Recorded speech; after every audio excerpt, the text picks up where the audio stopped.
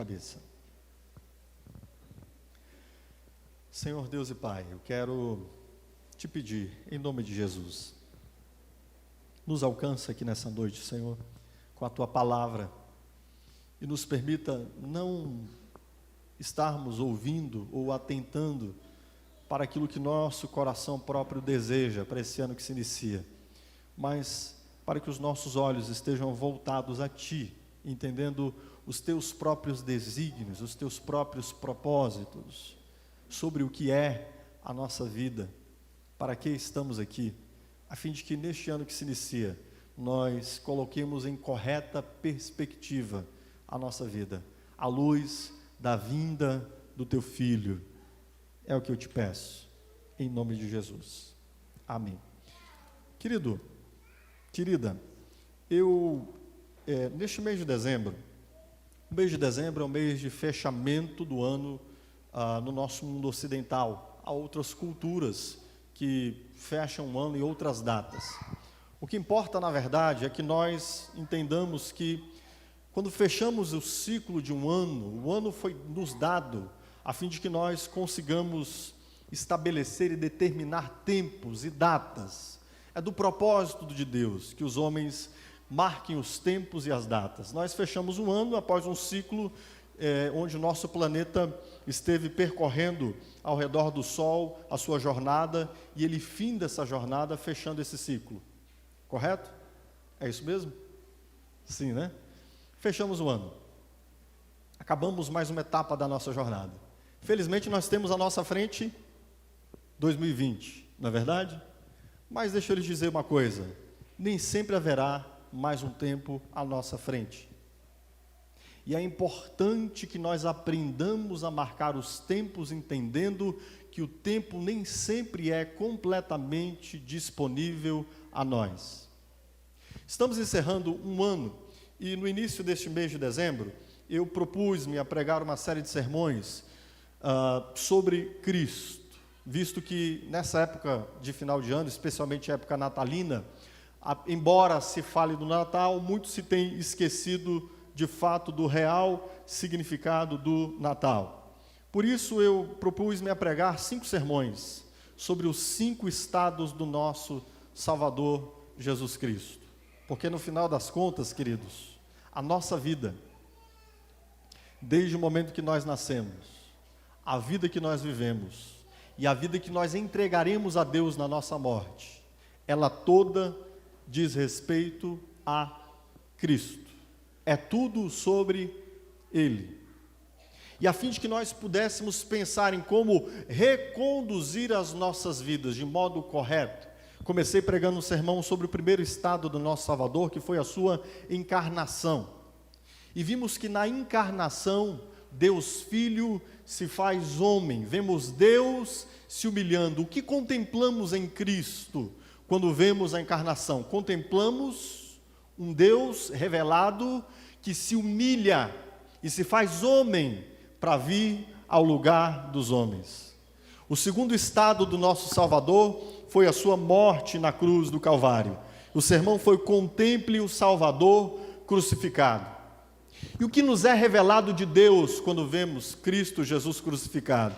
Nos é revelado um Deus que se faz maldito, um Deus que se faz condenado, para que aquele que era maldito pudesse receber a bênção, aquele que era condenado pudesse receber a justificação. Todos quantos se voltam a Cristo podem receber dele bênção e justificação. Vimos no terceiro sermão, o terceiro estado do nosso Salvador, contemple a Jesus ressuscitado. E o que é a ressurreição, queridos? A ressurreição é a autenticação de Deus, de que tudo que Jesus disse e fez, de fato, era a própria mão de Deus realizando. Se houve dúvida de alguém quando Jesus esteve entre os homens pregando e realizando sinais, a ressurreição de Jesus é o último e mais poderoso dos sinais. Registra o Evangelho de João. Este último sinal foi para autenticar que de fato aquele que nascer em Belém da Judéia, que nasceu da Virgem, aquele que viveu entre os homens, aquele que foi crucificado no madeiro, aquele de fato era Deus encarnado, feito homem, para morrer no lugar dos homens. O último sermão que preguei foi: contemple o Salvador exaltado. A ascensão de Jesus aos céus, o seu quarto estado, ela é o início da exaltação do Senhor Jesus. Aquele que se fez homem, que morreu no nosso lugar, agora por Deus é chamado à sua própria destra, a fim de que ele comece a reinar sobre todas as coisas, e o próprio Deus Pai é quem se assume o papel de começar a sujeitar todas as coisas ao Filho. E hoje nós, especialmente nesse dia de virada de ano, falaremos sobre a vinda do nosso Senhor, o quinto estado do nosso Salvador. O nosso Senhor Jesus Cristo, queridos, ele, quando estava ascendendo aos céus, no capítulo 1 do livro de Atos dos Apóstolos, os anjos dizem aos apóstolos, os anjos dirigem seus apóstolos e lhes dizem: por que vocês estão olhando para os céus? Por que vocês estão estupefatos diante da ascensão do Senhor Jesus? Saibam que aquele que está subindo aos céus, ele também voltará do mesmo modo como vocês o viram. O próprio Senhor Jesus, embora tenha colocado a sua crucificação no centro do seu ministério, ele disse que para aquela hora ele havia vindo. Muitas vezes ele se dirigiu aos seus discípulos para dizer-lhes que ele voltaria novamente. Em Mateus 25:31, o Senhor Jesus diz: quando vier o Filho do Homem na sua majestade, todos os anjos com ele, então se assentará no trono da sua glória.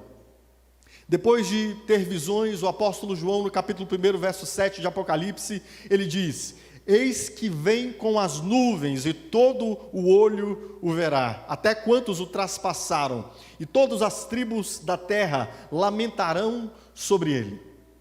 Jesus, de quem muitos escreveram, a respeito de quem muitos falaram, que foi considerado o maior psicólogo da história, o maior pedagogo, o homem mais brilhante, aquele para quem os cristãos é considerado Deus, Senhor da história, este mesmo Jesus, quer para os que creem, quer para os que não creem, ele voltará.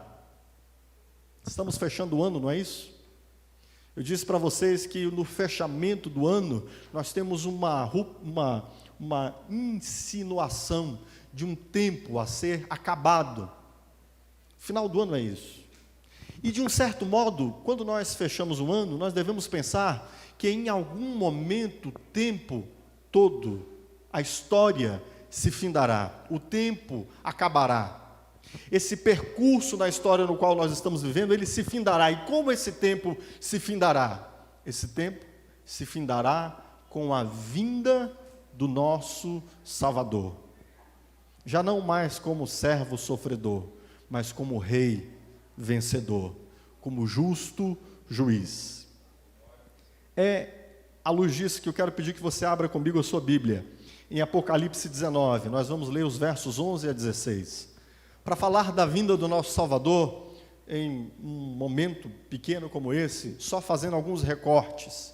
E eu quero fazer um recorte aqui, em Apocalipse capítulo de número 19, versos 11 a 16. Eu quero que você contemple comigo o nosso Salvador vindo nas nuvens.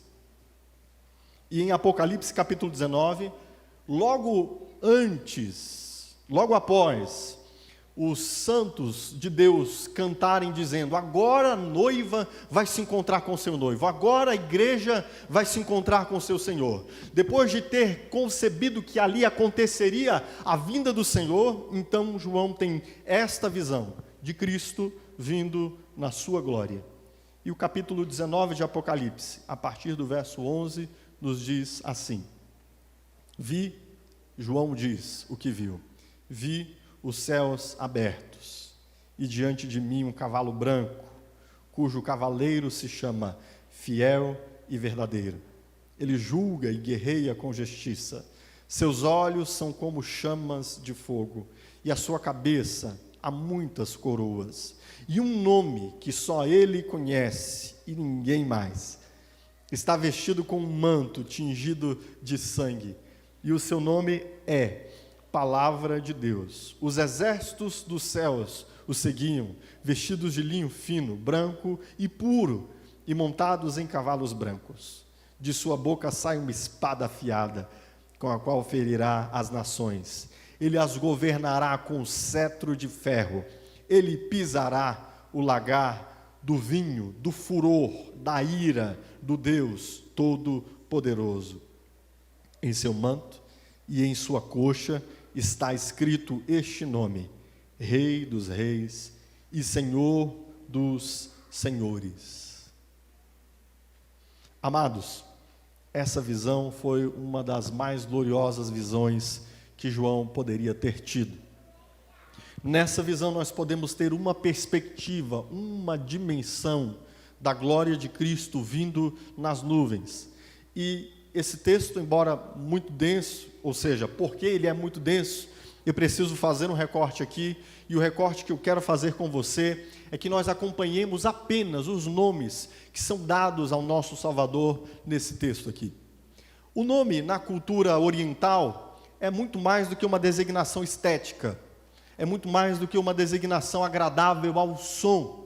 Nós muitas vezes escolhemos os nomes por causa dos sons, não é verdade? Ninguém chama seu filho de Astrobalgido. Alguém chama o filho de Astrobalgido? Não soa bem, né? Mas um nome que soa bem, né? Carlos Eduardo. Soa bem, não soa, irmãos? Soa bem, um nome forte, ó, Carlos Eduardo. Brincadeira, viu? Os nomes nós os escolhemos geralmente não pela natureza do que eles indicam. Nós os escolhemos geralmente pela forma, pela fonética, pelo som. Mas na cultura oriental, o nome é a identidade, é quem o indivíduo é. É o que fala sobre a sua própria natureza.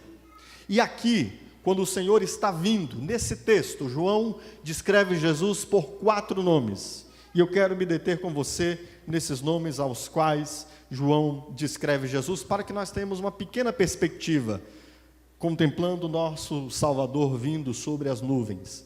O primeiro nome que é atribuído ao nosso Senhor aqui é fiel e verdadeiro.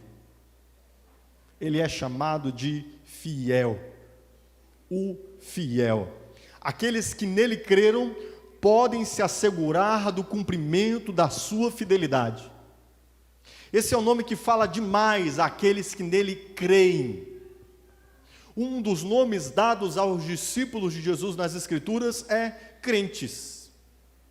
E crer em Cristo não é apenas, segundo o conceito que nós encontramos tanto no Evangelho de João quanto nas epístolas paulinas, não é apenas acreditar que Cristo existiu, não é apenas acreditar que Cristo é Deus, mas crer envolve, primeiro, compreender a natureza de Cristo. Sim, compreender é importante, assimilar, inteligir, discernir quem Ele é, discernir o que Ele fez, compreender que Ele morreu no seu lugar, você como pecador que é, eu como pecador que sou, mas mais do que isso, crer significa depositar confiança.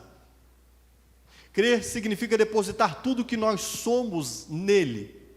E quando o texto bíblico diz que Ele é fiel, isso é um nome que, antes de tudo, chama a atenção de todos aqueles que nele confiam, nos crentes.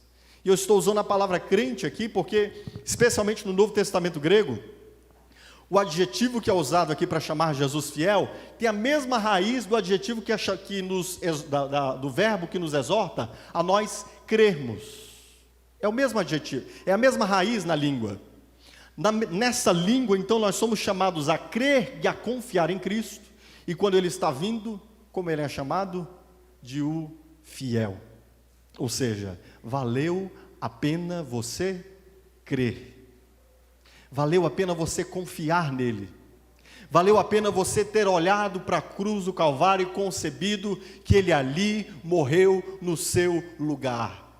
Valeu a pena você ter entregue a sua vida em serviço a Ele, depositado a sua vida no altar dEle, como Ele mesmo exigiu de você. Porque quando Ele vier, Ele será chamado, antes de tudo, de fiel. Ele vem cumprir tudo o que ele disse que faria. Todos aqueles que creram nele não serão confundidos, queridos. Entende isso? Ele está vindo nas nuvens. E como a igreja o chamará? Tu és fiel, Senhor. Tu és fiel. O que o Senhor prometeu, o Senhor está cumprindo. A sua vinda é fiel e verdadeira. Por isso, antes de tudo, aqui ele é chamado de fiel. Fiel, queridos, fiel. Além de ser chamado de fiel, ele é chamado de verdadeiro, queridos. O Senhor Jesus, estando com os seus discípulos ainda, ele declarou a si mesmo que ele era a verdade. E nós vivemos num tempo em que se fala da pluralidade de verdades, da subjetividade da verdade. Cada um tem a sua verdade. Não é assim que nós vivemos no nosso tempo? Vivemos um tempo pós-moderno, onde é comum ressaltarmos esse importante estabelecimento da nossa cultura. E em todos os lugares a que chegamos, se queremos minimamente viver em paz, concordemos com isso. Cada um tem a sua própria verdade. Será que é assim mesmo? Será que a verdade cada um tem a sua? Será que se eu entender que é verdade, que se eu saltar de uma ponte de 100 metros de altura, eu não vou me esborrachar no chão? Se a minha verdade for essa, posso pular? Você deixa eu pular? Sim ou não? Ora, eu posso até pular, mas a minha verdade não fará nada quando o meu corpo se impactar no chão duro. A força da aceleração da gravidade, 10 metros por segundo, meu amigo, vai sobrar uma pasta. Não é verdade? Mas olhe bem, nós vivemos num tempo onde nós difundimos esta ideia, cada um tem a sua verdade. Mas no final das contas, sabe o que vai acontecer, queridos? Se os materialistas estiverem certos, e se não existir nada além da matéria, sabe o que vai acontecer comigo? Eu vou desaparecer. Não haverá eternidade para mim. Certo? Você concorda com isso? Sim ou não? Se eles estiverem certos? Os materialistas que dizem que não existe nada além da matéria, os materialistas que dizem que matéria, tempo e espaço é tudo que existe, mas e se a verdade for Jesus? Acontecerá para os materialistas simplesmente o desfazimento? Para aqueles que não creem em Deus, eles simplesmente se desfarão? É claro que não. É lógico que não. O que nós concebemos como verdade, não importa as artimanhas da inteligência, não importa as construções que nós façamos na nossa mente, a verdade é a verdade. Existe a verdade material, o que você vê está aqui ao seu alcance, isso de fato existe. Existe a verdade lógica, 2 mais 2 é quanto, queridos? 4 e nunca será 5. E existe uma verdade existencial, de onde viemos, quem somos, para onde vamos. Quando o Senhor Jesus voltar, ele será dito fiel e verdadeiro.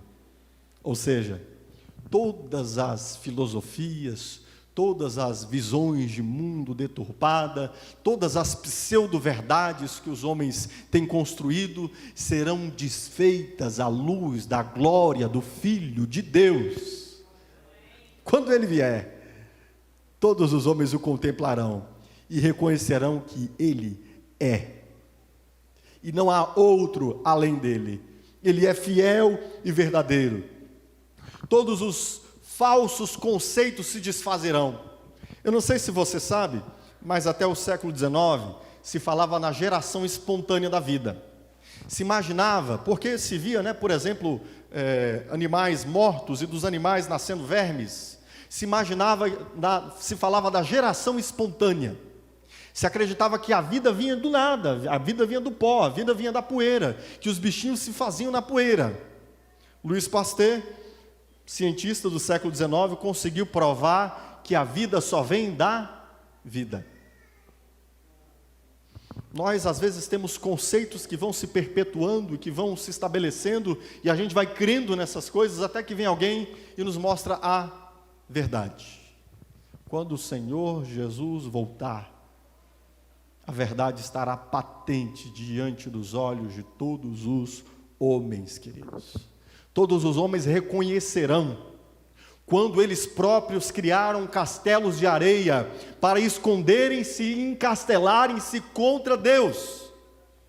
Muitas vezes nós estabelecemos conceitos para nós, a fim de nos defendermos de Deus, ao invés de irmos em direção a Deus. Nós criamos nossas filosofias, nosso modo de entender a vida, nosso modo de compreender a realidade. Eu dizia, por exemplo, aos idos dos meus 12, 13, 14 anos, porque eu já vinha lendo as Escrituras, mas eu não queria servir a Deus, então eu dizia comigo, eu vou curtir a vida, aos 40 anos de idade, quem sabe lá eu não renda a minha vida ao Senhor Jesus. E eu dava os meus motivos, né? Eu dava as minhas razões, eu tenho o direito de curtir a vida, eu tenho o direito de aproveitar a juventude, eu tenho o direito... E a gente vai se encastelando, não é?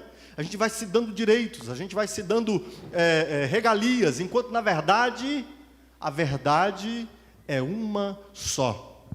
Jesus Cristo é Senhor e Deus. E Ele chama a todos os homens que olhem para Ele morto e ressuscitado, e reconheçam nele Deus Salvador, a quem devem entregar a sua própria vida, antes que Ele venha.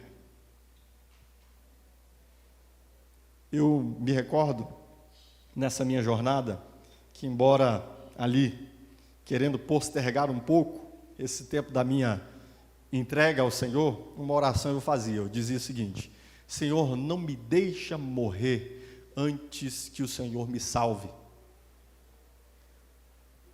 E parece-me que olhar para a vinda do nosso Salvador é atentarmos para este momento último, para essa decisão última. Nós temos de reconhecer Jesus como Senhor, a verdade que Ele é, antes que não haja mais tempo para nós. Por isso, na sua vinda, o primeiro nome que lhe é dado é fiel, ou seja, Ele cumpriu aquilo a que Ele chamou todos os crentes a crerem, a todos quanto ouviram a pregação da sua palavra, a todos a quanto Ele chamou para si mesmo, e aos quais Ele conclama que rendam-se e entreguem-se a Ele, eles verão naquele dia que Ele foi completamente fiel, fiel e verdadeiro.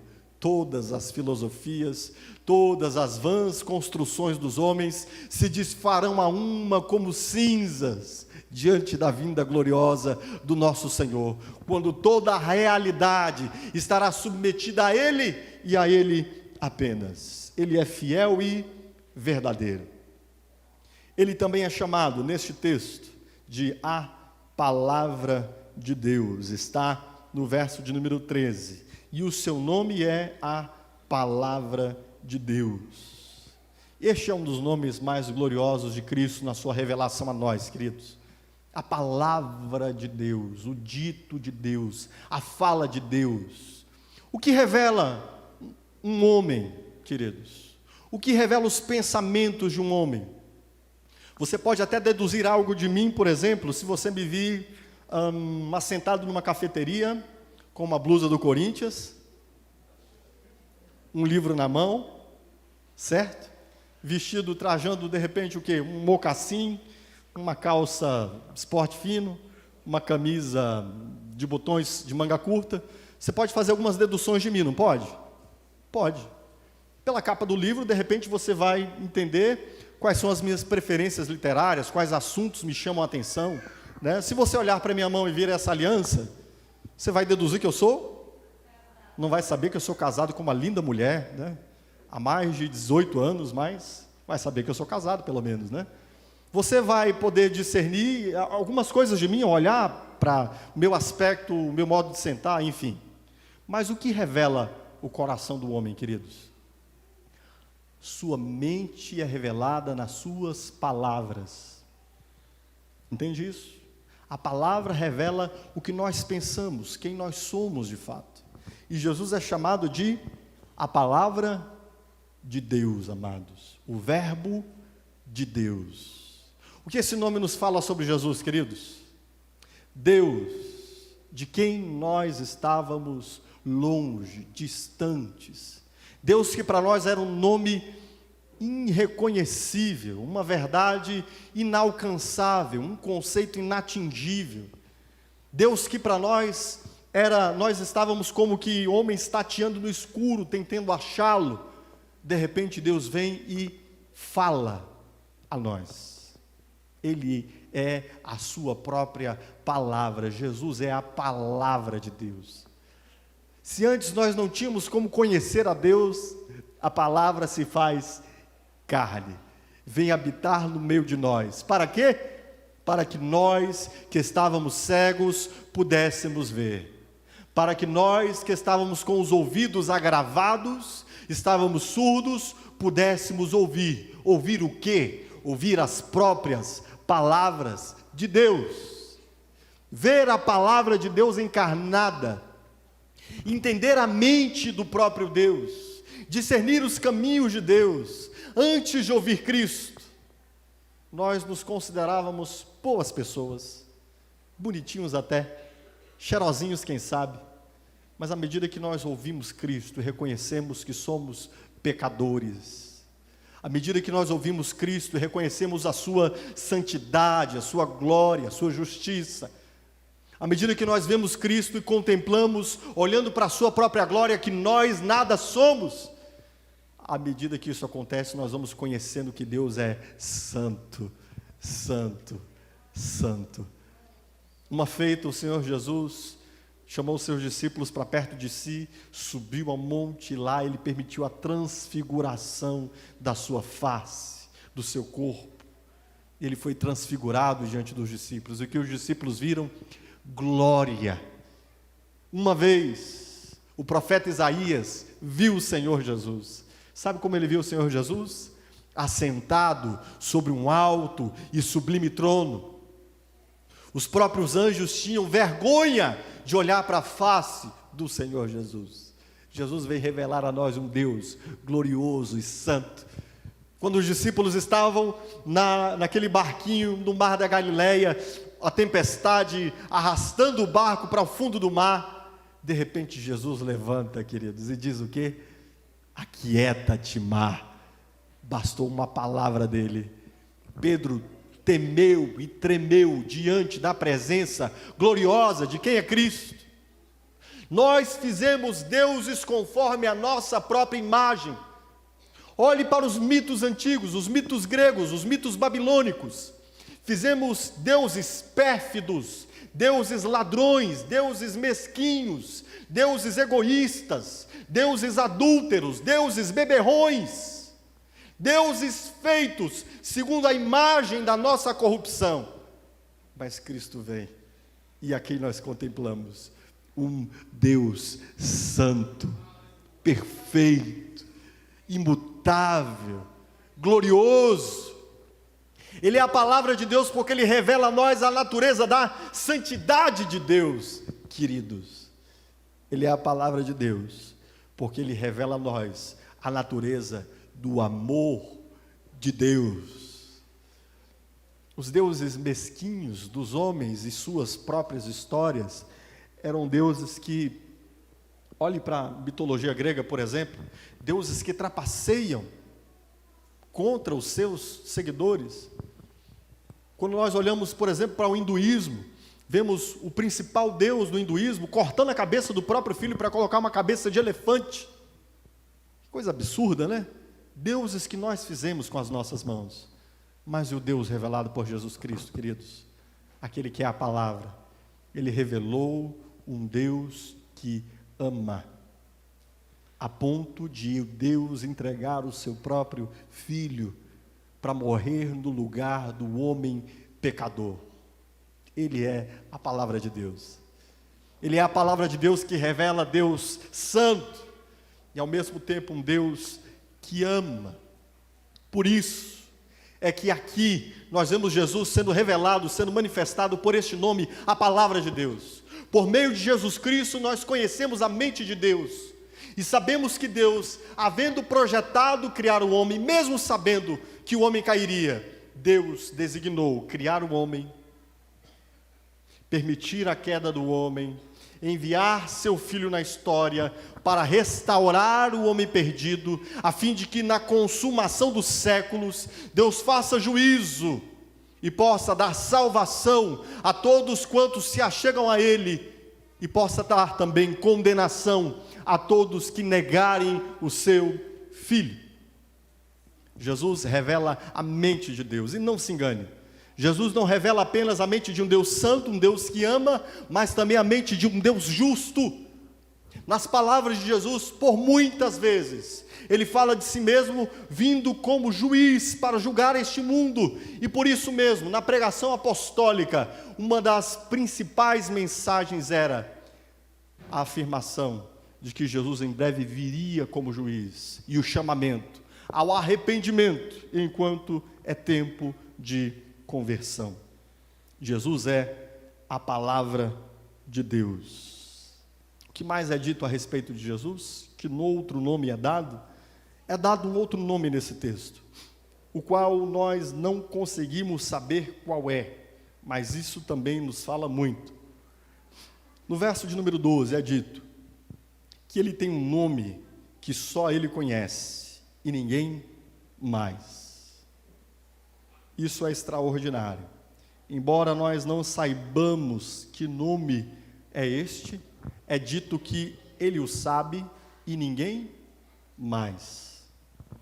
Também no mundo oriental, conhecer o nome de outrem é ter um certo domínio sobre essa pessoa, é conhecer sobre a sua natureza e, portanto, saber lidar com ela.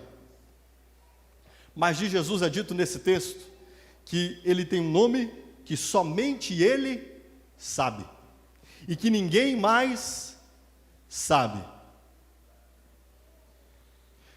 O que nós vemos nisso, queridos? Nós vemos nisso que,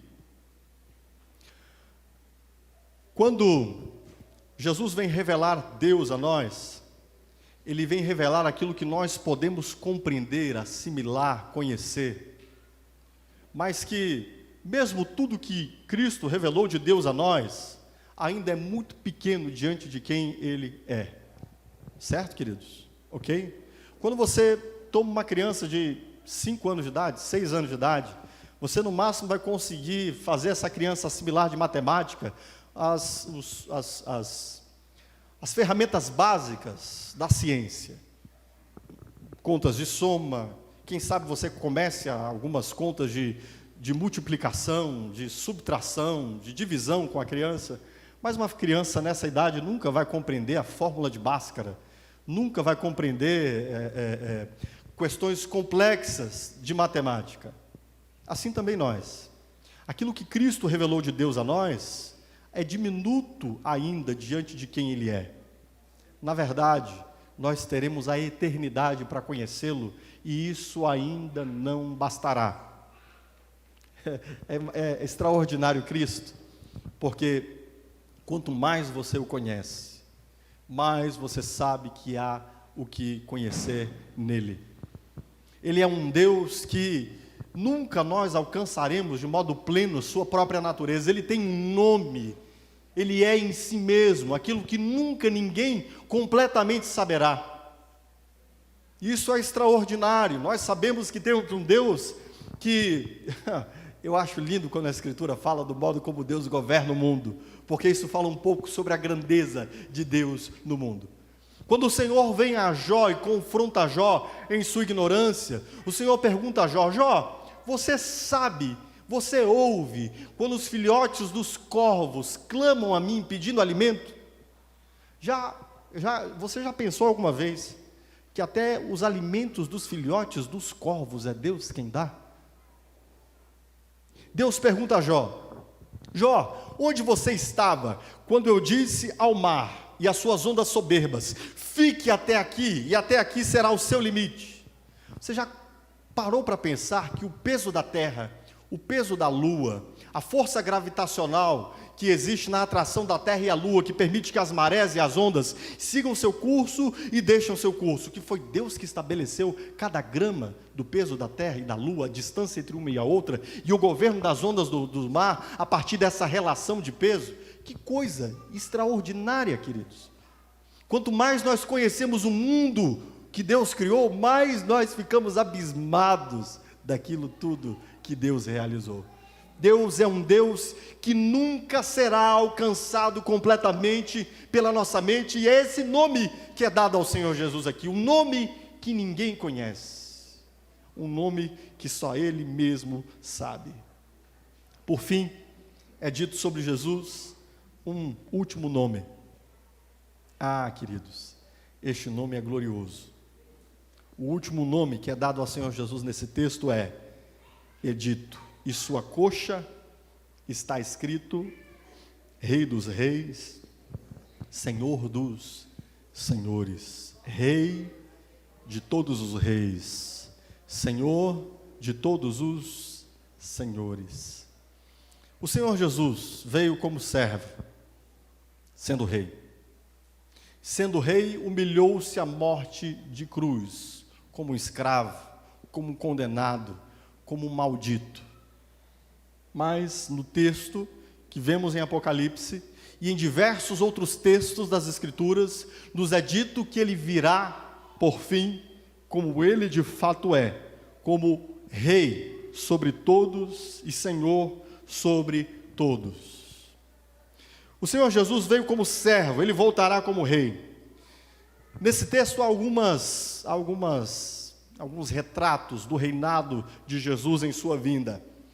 É dito, nós sabemos que quando o Senhor Jesus esteve aqui entre nós encarnado, ele entrou em Jerusalém assentado numa jumentinha. Uma jumentinha, filhote de jumento. Mas agora ele volta assentado num cavalo branco, diz o verso 1. Nos evangelhos nós vemos que o Senhor Jesus, sendo rei, foi zombado e foi crucificado com uma coroa de espinhos em sua cabeça. Zombaram do nosso Senhor. Os judeus haviam acusado Jesus de dizer-se rei, e com base nessa acusação, Pilatos permite, e ele próprio sentencia Jesus à morte, e por zombaria de Jesus, colocam na sua cabeça uma coroa de espinhos, e a fixam na sua cabeça. Mas agora ele vem assentado num cavalo branco, e com a sua cabeça repleta de coroas. Quando ele foi crucificado, queridos, uma multidão perversa e traidora pedia a sua morte. A mesma multidão que clamara que ele era filho de Davi, agora, enquanto ele está sendo crucificado, quando ele está indo diante de Pilatos, clama a ele que ele seja crucificado. Jesus estava cercado de homens perversos, queridos. Jesus, em um dado momento, disse que, embora algumas pessoas tenham assentido e concordado com ele, ele não confiava nos homens porque sabia que o seu coração era mau e corrupto. E estes homens levaram Jesus à crucificação. Mas agora, ele vem cercado por um exército dos céus, milhares e milhares de anjos, diz o verso de número 14, como um rei vindo na sua corte, entrando para assumir o seu reino. Nós tínhamos isso, vimos isso na história, quando, por exemplo, imperadores romanos, ao conquistarem outras regiões, eles vinham com uma corte, repletos de soldados, vestidos em glória. E aqui nós vemos o Senhor Jesus vindo nos céus, não com uma corte de homens, mas com uma corte de anjos, para assumir o seu próprio reino.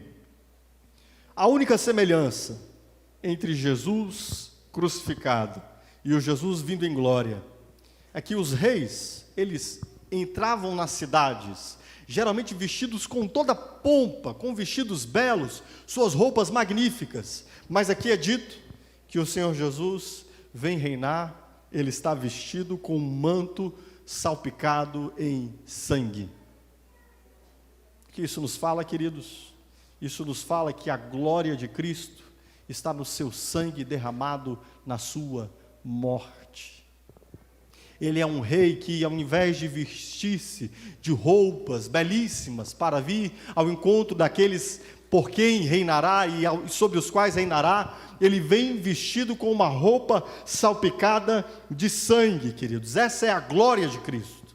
Onde está a glória do nosso rei? Não que ele tenha conquistado o seu reino por poder e força, não que ele tenha conquistado o seu reino por domínio e autoridade, mas que ele tenha conquistado o seu reino pela sua morte e o seu sacrifício. O reino já era dele. O reino já era dele. Mas ele se desfaz do seu reino e o reconquista como? Na sua morte e no seu sacrifício.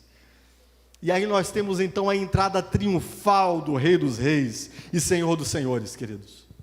Os reis, quando vinham entrar nas cidades que haviam conquistado, geralmente aqueles que estavam aguardando a sua vinda, não ficavam nas portas da cidade, nem dentro dos seus muros. Eles vinham às multidões antes, para preparar a vinda do seu rei, e para recebê-lo ao longo do caminho, enquanto que os que seriam julgados permaneciam presos nas cidades, a fim de que eles pudessem receber o seu próprio juízo. Nós vemos isso ao longo da história, tanto no tempo dos imperadores, quanto na própria Segunda Guerra Mundial. Quando os aliados e os seus comandantes vinham entrando nas cidades conquistadas, que alegria daquele povo, em vir em direção ao exército que lhes libertaria. E o que nós vemos aqui, queridos? Nós vemos o Rei Jesus vindo para reinar. E deixa eu te dizer uma coisa, é importante que você saiba disso. O reino do Senhor Jesus começa com o seu juízo. O Senhor Jesus é rei, e embora hoje na nossa configuração política e de direito, nós tenhamos uma certa distribuição de poderes, por causa da obviedade de que um homem com muitos poderes fará terríveis coisas. Hoje, por exemplo, dentro da nossa configuração, da nossa pátria, nós temos o poder executivo, o poder judiciário e o poder legislativo. Mas o rei em si só, ele tem todas as competências para exercer todos estes poderes. E uma das coisas mais fundamentais atribuídas a um rei é o direito e o poder de julgar. E uma das questões que está saliente nesse texto, queridos, é que Cristo, como rei, na sua vinda, antes de tudo, virá julgar. Ele será Senhor e juiz sobre todos os homens. Por isso que é importante que nós entendamos que o tempo tem os seus ciclos e que esses ciclos se fecham. Por isso que é importante que nós concebamos os anos como tempos de nós refletirmos na cessação de todas as coisas. Por isso que é importante que hoje você discirna em que tempo você está da sua vida. E se você está em condições de apresentar-se diante de Cristo, juiz, porque Ele virá como juiz, queridos. E esse texto nos dá algumas imagens do Senhor Jesus como juiz. Ele diz que os seus olhos são como fogo, que sai uma espada afiada da sua boca, que Ele governará com cetro de ferro e que Ele vai pisar o lagar da ira de Deus Todo-Poderoso.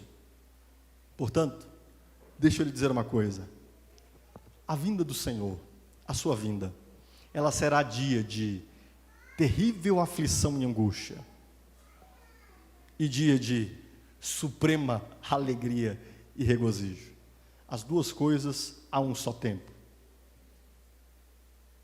Será um dia de dores como de parto, disse o profeta, mas também será dia em que nós, os que cremos, saltaremos como libertos do confinamento que nós estávamos. Entende isso? O Senhor Jesus vem como juiz, e como juiz, ele diz no Evangelho de Mateus, ele fará separação entre homem e homem. Ele veio como servo sofredor para entregar sua vida no lugar do homem pecador, para dar ao homem pecador a condição de reconhecê-lo como Senhor e Deus, para que os homens deixem as suas armas no chão e deixem essa postura de rebeldia contra Deus, a fim de que possam reunir-se ao seu Salvador na sua vinda. O texto bíblico, quando fala dele com olhos como de chama, amados, isso fala do olhar de Cristo que penetra todas as coisas. Não há nada oculto que não virá a ser revelado, não há nada escondido que não estará aberto à luz do meio-dia.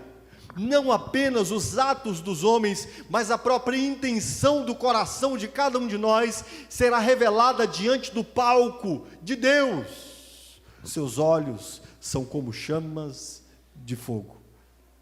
A sua espada afiada na sua boca fala do juízo que Cristo promoverá. Se você olhar a estátua que geralmente representa o poder judiciário, nós vemos na sua mão a espada. O não cumprimento da declaração da condenação à injustiça. Deus seria injusto se deixasse todos os atos perpetrados contra a sua glória impunes.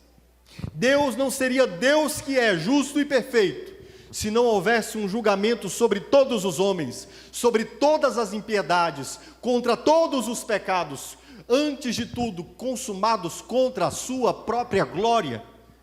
Porque os pecados, amados, antes de serem pecados que eu cometo contra você e pecados que você comete contra mim, antes de tudo, eles são contra Deus.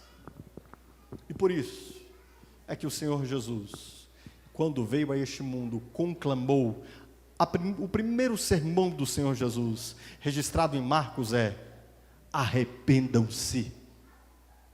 Arrependam-se, façam meia volta, é tempo de voltar atrás, hoje é dia de conversão, volte-se a Deus, arrependam-se e creia.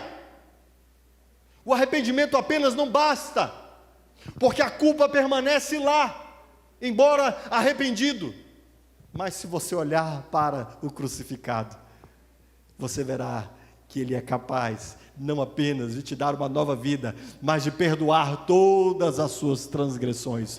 Por isso, arrependa-se e creia. Quando Ele vier, meus amados, na sua vinda, meus queridos, já não será mais como o homem para quem olhavam e diziam: quem é este? Sem parecer e nem formosura. Quem é este, ensanguentado e marcado? Não, Ele virá como rei e juiz. Ele fará justiça. Quantos santos foram mortos pela mão de homens perversos? Quantas pessoas foram maltratadas? Quantos de nós blasfemamos contra Deus e a sua glória? Ele virá para ser juiz. Portanto, na sua vinda, não é à toa que Ele é chamado de Rei dos Reis e Senhor dos Senhores. Há duas sentenças que Ele vai dar: justificado e condenado. A sentença justificado, o apóstolo Paulo já nos contou. Sabe o que ele nos disse? Essa sentença que quer dizer: você é considerado justo diante do meu tribunal. Sabe como essa sentença é recebida, queridos? Essa sentença é recebida por causa do sacrifício de Cristo Jesus. Todos que creem em Cristo já foram justificados por Ele e já receberam de Cristo no seu tribunal a sua sentença. Por isso que a igreja aguarda a vinda do Senhor. Por que a igreja diz: Maranata, ora vem, Senhor Jesus? Porque nós não temos nenhuma desconfiança de que nós estaremos ao lado dele, completando a nossa justificação. Ele vem para dar plena realização à nossa salvação. A nossa salvação, que hoje é esperança, lá será completa realização, queridos. Você tem o Espírito Santo de Deus habitando em você? Você tem? Sabe esse Espírito que testifica em nós? Só quem sabe, só quem entende isso, queridos, é quem nasceu de novo. Esse Espírito que testifica em nós que nós somos de Cristo, que nós nascemos de Cristo, que nós estamos em Cristo e que nós fomos salvos por Cristo. Pois bem, na sua vinda, esse Espírito será o nosso penhor da nossa herança, pela qual nós entraremos no reino eterno. Mas sim, Ele também fará juízo e trará condenação a uma, e todas as coisas serão feitas novas. Portanto, eu quero terminar com os seguintes desafios. À luz destes nomes que são dados a Cristo na sua vinda, eu quero desafiar você. Em primeiro lugar, se Ele é verdadeiro, não se iluda com as narrativas, com as versões de verdade que você tem ouvido. Se Ele é verdadeiro, atente apenas para as coisas que são eternas. Que versões de verdade tem feito você planejar esse próximo ano que vem, este ano de 2020? Que versões de verdade tem estabelecido para você o modo como você está projetando a sua vida? Se Ele é verdadeiro, se Ele virá novamente, viva à luz de quem Ele é e projete a sua vida segundo a sua vontade. O segundo desafio é, se Ele é fiel, deixa eu te dizer uma coisa, meu querido, você não será confundido na sua vinda. Amém? Não importa se você vai morrer antes de Ele vir, não importa se a morte vai bater à sua porta, não importa se você será afligido por doenças, não importa que tribulações acontecerão nessa vida, se Ele é fiel, meus queridos, aconteça o que tiver de acontecer conosco nessa vida, nós estaremos para sempre com o nosso Senhor, e é isso que importa. Todas as demais coisas são vãs e passageiras, portanto, permaneça firme nele, já que Ele é fiel. Se Ele é inesgotável em sua revelação de si mesmo, tendo nome que ninguém conhece, apenas Ele próprio, deixa eu te dizer algo, meu querido, você, enquanto cristão, filho de Deus, você precisa conhecer e prosseguir em conhecer o Senhor. Você precisa desejar continuar conhecendo a Cristo. Se você começou a ouvir falar de Cristo, e isso lhe trouxe alguma curiosidade, faça o que Jesus disse aos homens que o estavam ouvindo no capítulo 8 do Evangelho de João. Ele diz: permaneça nas minhas palavras. Você tem começado a conhecer a Cristo, e percebe que há algo mais para você conhecer dele? Busque conhecê-lo. Dirija-se, inclina-se em direção a Ele, a fim de que você possa compreender dele aquilo que está ao seu alcance, para que você o reconheça como Salvador. Se Cristo é a palavra de Deus, se Ele revela a mente de Deus, se Ele nos diz, queridos, quem Deus é, você tem sólido fundamento para projetar a sua vida. Entende isso? Nós estamos debaixo de um projeto eterno de Deus. O salmista vai dizer no Salmo 139, antes mesmo que nós fôssemos formados do ventre da nossa mãe, ali Ele já redigiu todos os nossos dias. Se é Ele quem revela a mente de Deus, Ele revela a mente de um Deus soberano, que está no governo de todas as coisas. Conduza a sua vida à luz daquilo que você conhece dEle. Você o chama de Senhor, o sirva como Senhor. Se você o reconhece como Deus, confesse-o como Deus e ame-o como Deus. Se Ele é Rei dos Reis e Senhor dos Senhores, deixa eu te dizer uma coisa, meu querido. Se Ele é Rei dos Reis e Senhor dos Senhores, você já foi sentenciado por Ele, certo? Ele é juiz, a última palavra é dEle. O apóstolo Paulo, depois de um lindo, extraordinário, exuberante revelação do Evangelho em Romanos, eu amo Romanos, inclusive vou começar uma série de sermões de exposição de Romanos agora no início do ano. Vou expor todo o livro de Romanos, talvez a gente fique aí o ano todo em Romanos. Mas Paulo, depois de falar da gloriosa, exuberante, grandiosa salvação de Deus, de Cristo, olhando para nós pecadores, e vindo morrer no nosso lugar, sabe o que o apóstolo Paulo diz? Ora, se Deus é por nós, quem será contra nós? Aquele que não poupou ao seu próprio Filho, como não nos dará juntamente com Ele todas as coisas? Quem levantará acusação contra os escolhidos de Deus? Se é Deus, quem os justifica? Aqueles que estão em Cristo, quando Ele vier como Rei dos Reis, terão apenas homologada a sentença que já nos foi dada. Que sentença? Justificado. Você creu em Cristo? Você se reconheceu um pecador? Você olhou para a cruz do Calvário e viu que Ele te ama e morreu no seu lugar, e você entregou a sua vida a Ele, então você já é justificado. Queridos, aquele que está em Cristo não tem medo da morte, não tem medo do juízo, não tem medo da sua segunda vinda. Sabe por quê? Porque nós não confiamos em nós mesmos, nós não confiamos na nossa justiça, nós não confiamos nos nossos atos de bondade, nós cremos na cruz do Calvário. Pelo Espírito de Deus que habita em nós, nós já nos sabemos justificados. Amém? Mas, se Cristo não é o seu Senhor ainda, se você não rendeu a sua vida a Cristo, há tempo ainda de arrependimento. Há tempo ainda de confessá-lo como seu Senhor. O Senhor Jesus diz algo muito dramático, e que poucas pessoas reconhecem, ou conhecem mesmo esse texto. Em Marcos capítulo 8, ele diz assim: aquele que se envergonhar de mim, neste mundo, nessa geração perversa, eu me envergonharei dele, quando eu vier com os meus santos anjos, na glória de meu Pai. Olha que palavra dura e verdadeira, queridos. Hoje é dia de arrependimento, de conversão, de voltar-se atrás, de vender-se a Cristo, para que na sua vinda, você não seja envergonhado. Amém? Amém, queridos?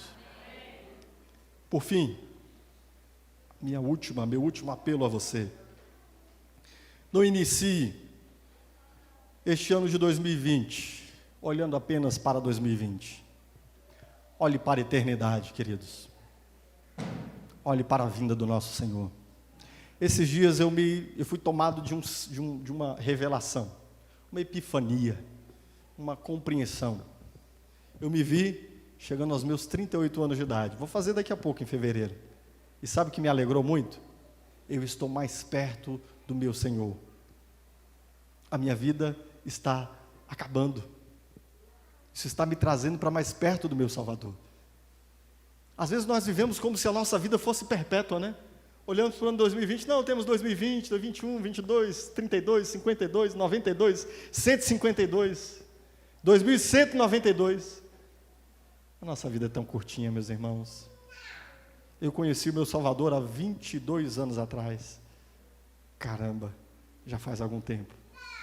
Agora, aos 37 anos de idade, fazendo 38, eu já estou muito mais perto dele, muito mais perto da sua vinda.